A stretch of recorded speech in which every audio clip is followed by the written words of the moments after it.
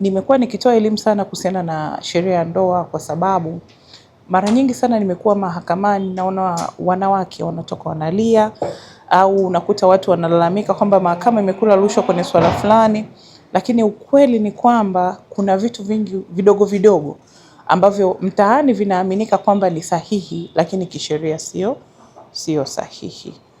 Na sheria ya ndoa ni miongoni mwa sheria ambayo imejaribu kuleta umoja kwa watu walio tofauti, nikimaanisha watu wanaoamini kwenye mila, watu wanaoamini kwenye imani ya Kikristo, watu wanaoamini kwenye imani ya Kiislamu, lakini pia hata watu ambao wao hawana imani, si ndio?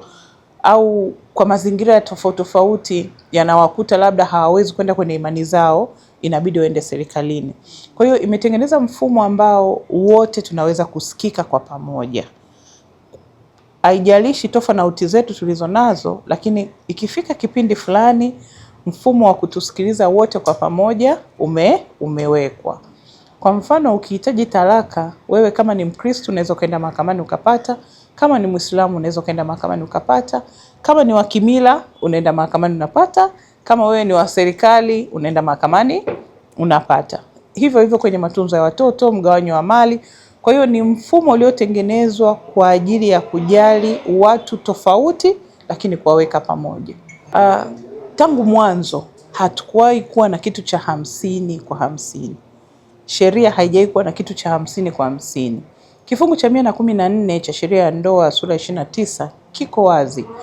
Mchango wako ndio utaamua mgawanyo unaofanyaje, unaopata.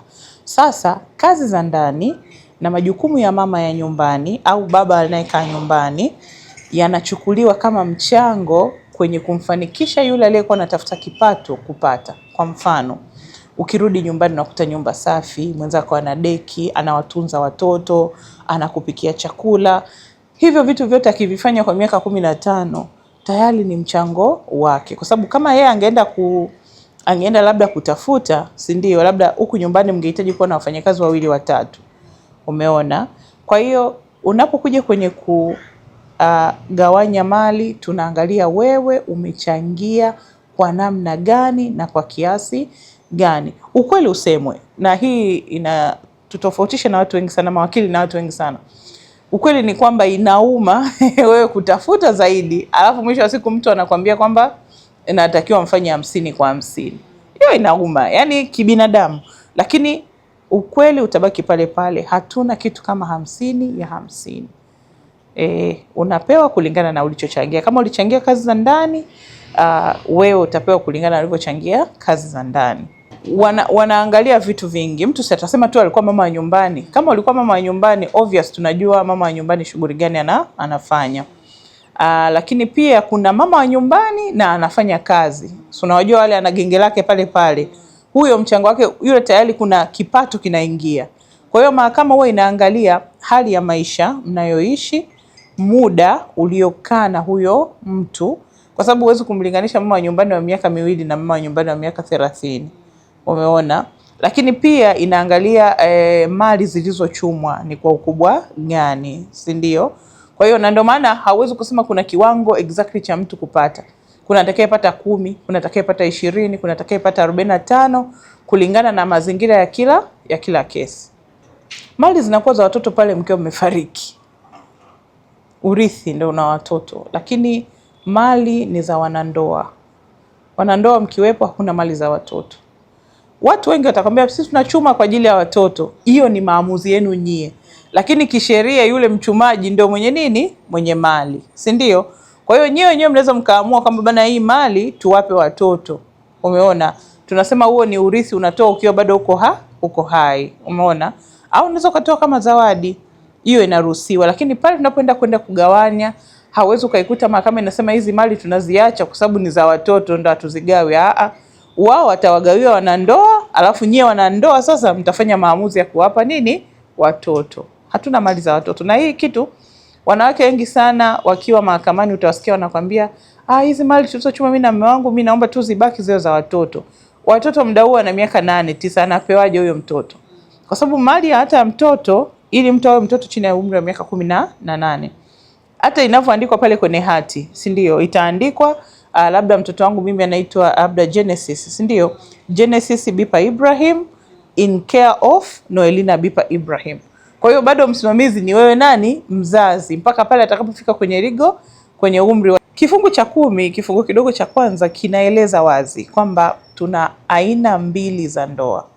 Aina ya kwanza ni ndoa ya mke mmoja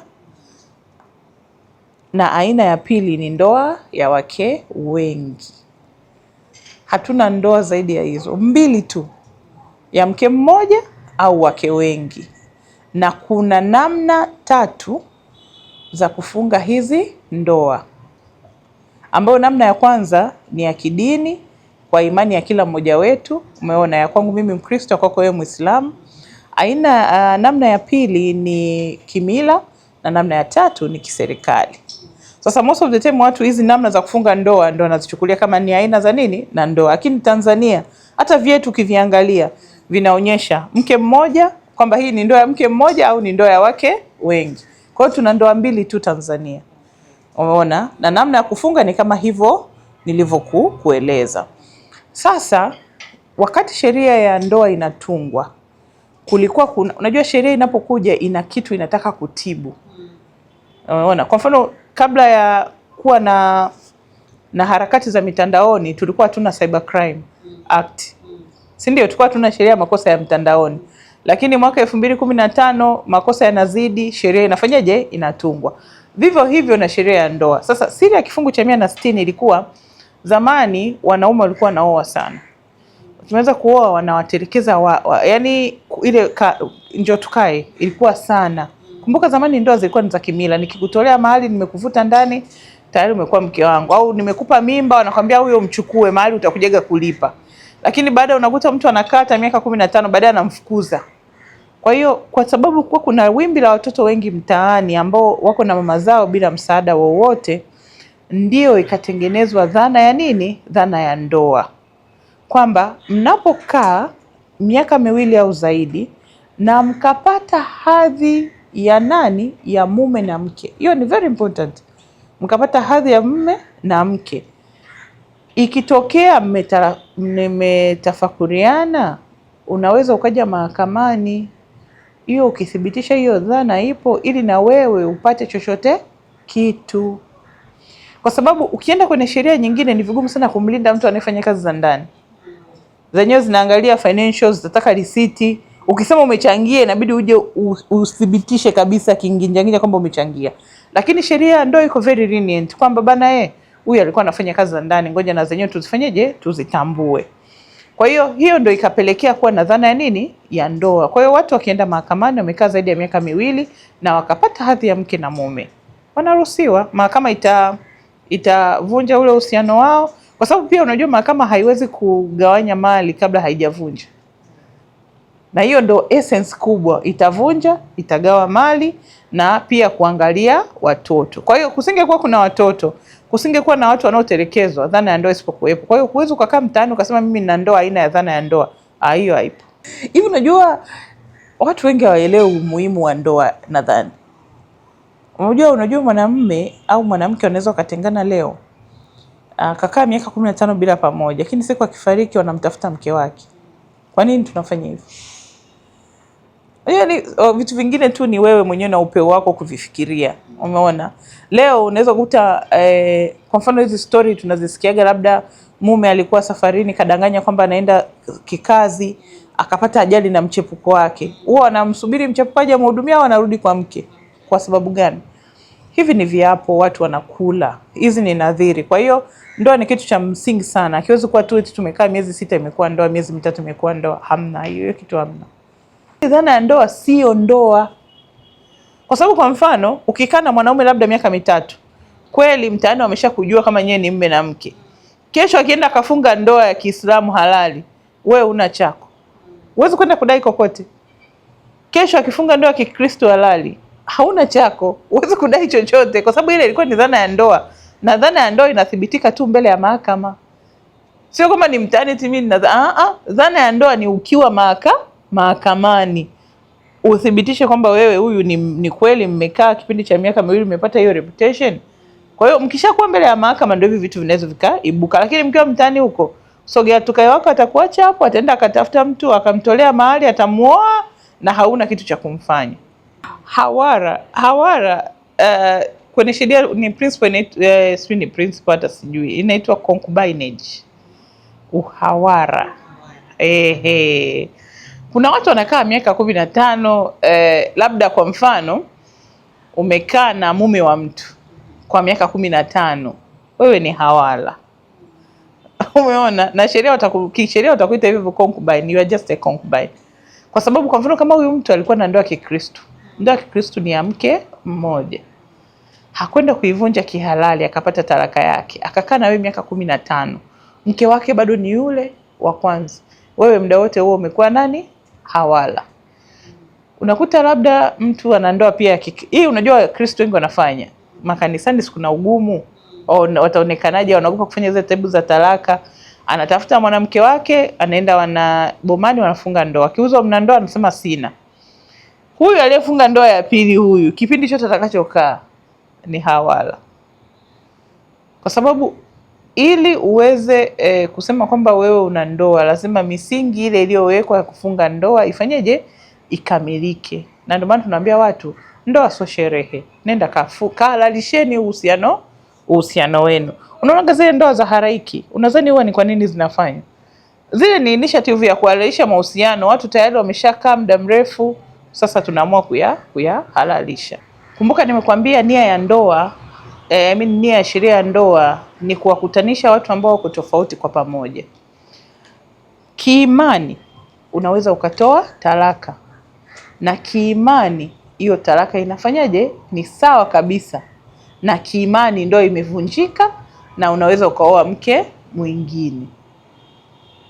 Lakini sheria imeweka utaratibu wa namna ndoa inafanyaje? Inavunjwa. Na kwenye macho ya sheria, mamlaka inayoweza kuvunja ndoa ni hiyo mahakama tu. Na ndio maana kifungu cha 107 kifungu kidogo cha 3 cha sheria ya ndoa sura ya 29 kinaeleza talaka ya Kiislamu itakuwa uthibitisho kuwa ndoa imevunjika pasi kurekebisha, na mahakama iendelee kuivunja. Kwa hiyo wewe ukishapewa talaka yako, umeona, ukiwa mbele ya mahakama watachukua ile kama ushahidi, watavunja ndoa, watagawa mali, mmemalizana.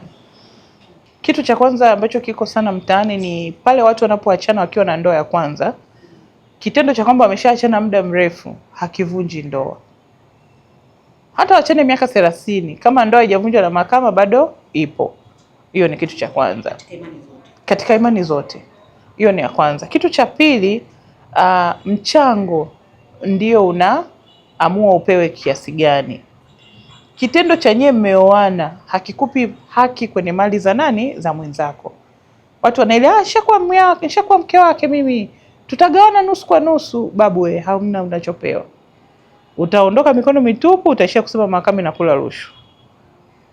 Umenielewa? Amehonga yule, lakini kitendo cha nyie kuoana hakikupi wewe haki juu ya mali zake, si ndio?